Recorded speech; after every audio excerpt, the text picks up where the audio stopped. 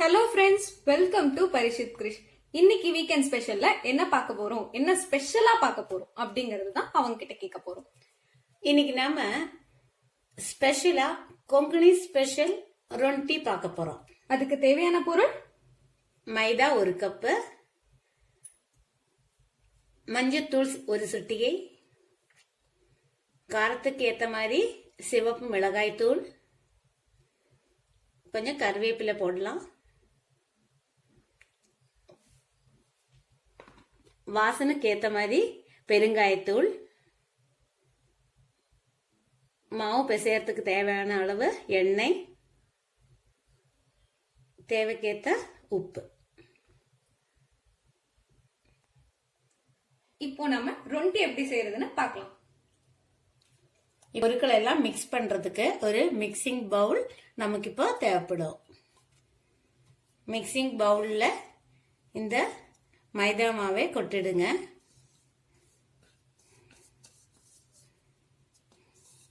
இது மைதா மாவுல தான் செய்யணுமா, இல்ல நம்ம அரிசி மாவு கோதுமை மாவு அந்த மாதிரி? இல்ல, அரிசி மாவுல செய்ய முடியாதுங்க. கோதுமை மாவு வேணா யூஸ் பண்ணிக்கலாம். நாம இது யூஸ் பண்றப்போ இதுல ரெட் கலரா வரும். மைதா யூஸ் பண்ணிட்டீங்கன்னா, கோதுமை யூஸ் பண்ணீங்கன்னா பிரவுனிஷ் கலரா வரும். டேஸ்ட் ஒரே மாதிரி தான் இருக்கும். கருவேப்பிலை போட்டுருங்க, மிளகாத்தூள் போடுங்க, தேவைக்கான மிளகாய்த்தூள், பெருங்காயத்தூள் கொஞ்சம் ஜாஸ்தியாவே போடலாம், நல்ல வாசனையா இருக்கும்.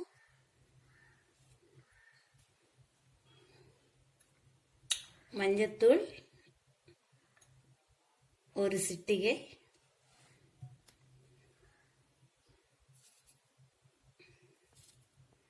உப்பு தேவையான அளவு. இப்ப நாம அது பிசையறதுக்கு எண்ணெய் சூடு பண்ணி ஃபர்ஸ்டே நாம ஊத்தணும்.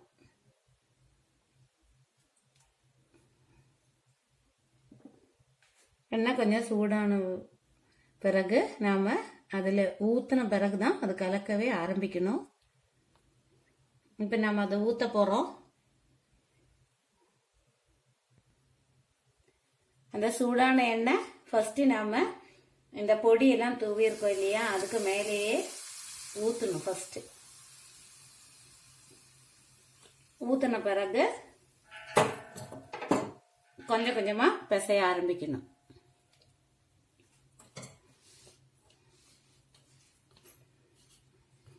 சூடா இருக்கும், கொஞ்சம் பார்த்து கவனமா செய்யுங்க.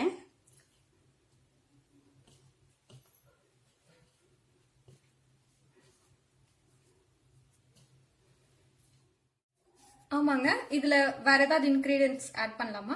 ஆட் பண்ணலாங்க. இது பேசிக் இன்கிரீடியன்ஸ் மட்டும்தான் நான் சொல்லியிருக்கேன். இதுல நாம கருப்பு கலர் எள்ளு இருக்குதானே, அது நல்லா கொஞ்சம் வறுத்து அது யூஸ் பண்ணிக்கலாம். கொஞ்சம் தண்ணி கொடுங்க. தண்ணி கொஞ்சம் கொஞ்சமா நாம தெளிச்சு சப்பாத்தி மாவு பதத்துக்கு நாம அது பிசையணும். அப்புறம் வெள்ளை எள்ளு, அது நல்ல வாசனை கொடுக்கும். ஜீரகம் போடலாம். அதெல்லாம் போட்டிங்கன்னா டேஸ்ட் கொஞ்சம் வித்தியாசமா இருக்கும். பிள்ளைங்க எல்லாம் விரும்பி சாப்பிடுவாங்க. கொஞ்சம் எண்ணெய் தேவைப்பட்டுச்சுன்னா நாம இன்னும் கொஞ்சம் எண்ணெய் போடலாம். அந்த எண்ணெய் போட்டு நல்லா மசிச்சுக்கோங்க. சூடு பண்ண வேணாமா? சூடு பண்ண தேவையில்லைங்க.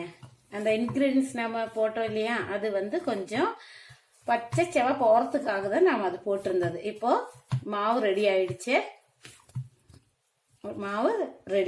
இனி உருண்டை பிடிக்கணும். இப்ப நாம உருண்டை பிடிக்கலாம்.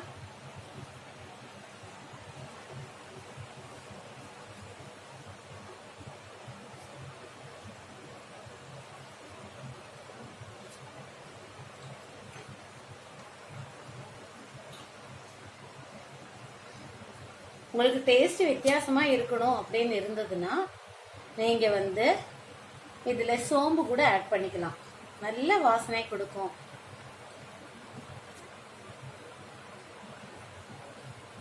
இப்போ உருண்டை எல்லாமே நாம உருட்டி வச்சிருக்கிறோம்.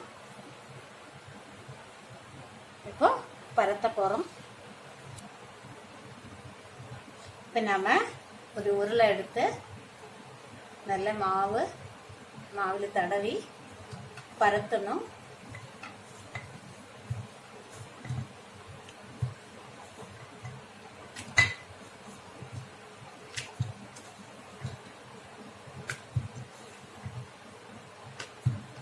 நல்ல ஸ்மூத்தா இருக்கும். நாம பார்த்தா தான் நமக்கு காரமா இருக்கிற மாதிரி, அந்த கலர் பார்த்தா சிவப்பா இருக்கிற மாதிரி இருக்கும். ஆனா அவ்வளோ காரம் எல்லாம் இருக்காது.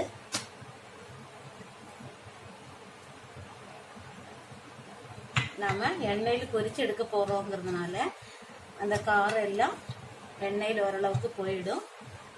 இது செஞ்சு அன்னைக்கு சாப்பிட்றதை விட அடுத்த நாள் சாப்பிட்டீங்கன்னா நல்ல அவ்வளோ சூப்பரா இருக்கும். இது சாப்பிட்றதுக்கு அடுத்த நாளைக்கு அப்பவே சாப்பிட்டீங்கன்னா நமக்கு ஒரே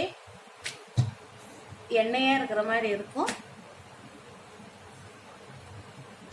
இதே மாதிரி எல்லாமே நாம பரத்தி வச்சுக்கணும். நாம சைடுல எண்ணெய் காய வச்சுக்கலாம்.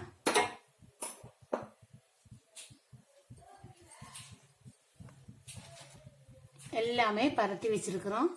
அது இப்ப நாம கொஞ்சமா இந்த மாதிரி மாவு பரட்டிட்டு அதுக்கு மேல இது வச்சு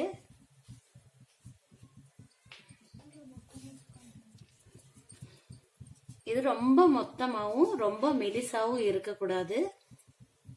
ரொம்ப மொத்தம் ஆயிடுச்சுன்னா நமந்து போயிடும். ரொம்ப மெலிசாவும் இருந்ததுன்னா சீக்கிரமா கருகி போயிடும். அதனால நாம ஒரே அளவில் ஒரே மாதிரி பரத்தணும். அதுக்கப்புறம் டைமண்ட் ஷேப்ல இது கட் பண்ணிக்கலாம்.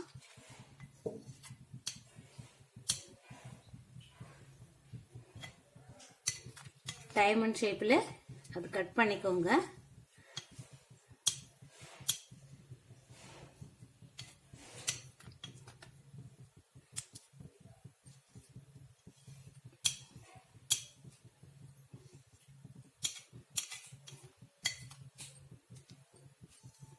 கருவேப்பிலை போட்டதுனால உடம்புக்கு ரொம்ப நல்லது. கருவேப்பிலை நல்ல முடி வளர்றதுக்கு உதவும். இது சாப்பிட்டதுனால நமக்கு எந்தவித சைடு எஃபெக்டும் வராது. எல்லாருமே சாப்பிடலாம்.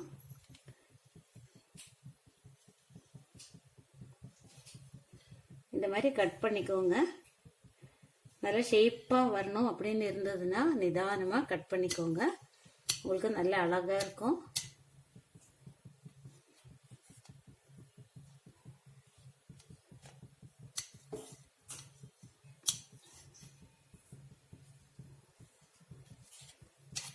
எண்ணெய் காஞ்சிருச்சான்னு பார்க்கணும். ரொம்ப சூடாக கூடாது.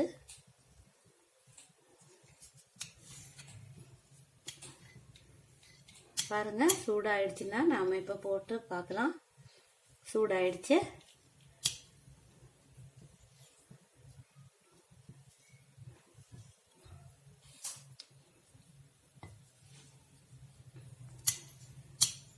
அழகா கட் பண்ணீங்கன்னா நீங்க இது சர்வ் பண்றப்பவும் ரொம்ப அழகா இருக்கும்.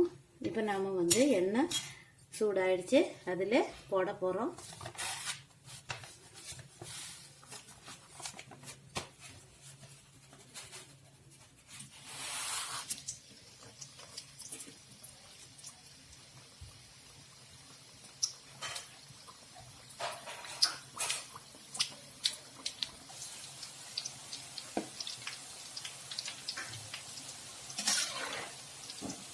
நல்லா பாருங்க, எண்ணெய் கொஞ்சம் மீடியமில் தான் வைக்கணும். ரொம்ப சிம்மில் வைக்கக்கூடாது, ரொம்ப ஹையில் வைக்கக்கூடாது.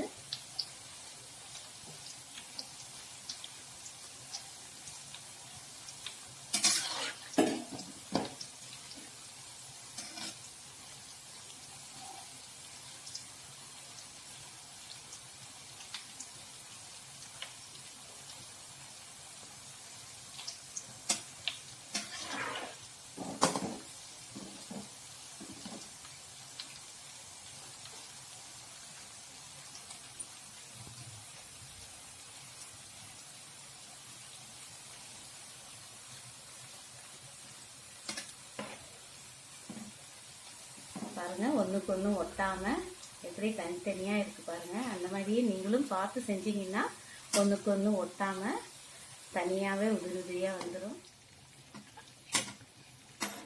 இப்போ நல்ல கிறிஸ்பியா ரொட்டி ரெடி ஆயிடுச்சு. நம்ம சிம்மில் வச்சு அதெல்லாம் எடுத்துக்கோங்க. இதே நீங்கள் கோதுமை மாவு போட்டு தான் செஞ்சீங்கன்னா கொஞ்சம் ப்ரௌனிஷாக வரும். கொஞ்ச நேரத்தில் இதோட கலர் சேஞ்ச் ஆகும். இப்போ ஒயிட்டாக இருக்கிற மாதிரி தான் இருக்கும். ஆனால் கொஞ்ச நேரம் கழித்து நீங்கள் பார்க்குறப்ப கொஞ்சம் ரெட்டிஷாக இருக்கிற மாதிரி தான் இருக்கும். இப்போ சுவையான ரொட்டி ரெடி ஆயிடுச்சு. நம்ம ரொட்டி ரெடி ஆயிடுச்சு. சர்விங் பவுலில் போட போகிறோம். இப்போ நம்ம நல்ல முறுமுறுவலாக இருக்கிற ரொட்டி ரெடி. இந்த ரெசிபி உங்களுக்கு பிடிச்சிருந்ததுன்னா லைக் பண்ணுங்க, ஷேர் பண்ணுங்க, சப்ஸ்கிரைப் பண்ணுங்க, பெல் பட்டனை கிளிக் பண்ணுங்க. அடுத்த வாரம் நாம இதை விட ஸ்பெஷலான ஒரு டிஷ்ஷோட பார்க்கலாமா?